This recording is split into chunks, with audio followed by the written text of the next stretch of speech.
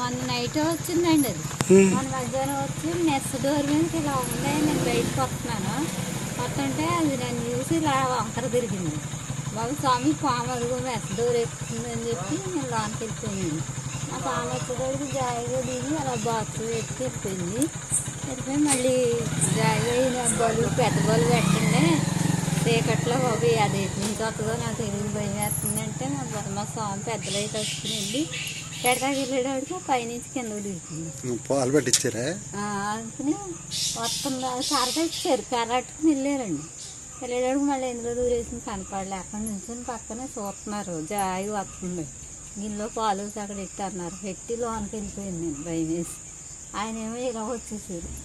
వచ్చాక అది వచ్చి తాగి బెదిరేసేసారండి. బాబు ఇంట్లోకి వచ్చేద్దేమో కొట్టేయండి అంటే కొట్టకుండా బెదరేసారు, వెళ్ళిపోయింది. తోసుకోం కదండి, ఓ దెబ్బ ఎత్తి వదిలేమంటే మళ్ళీ పగట్టేద్దని భయం వేసి బెదరేయగానే వెళ్ళిపోయింది.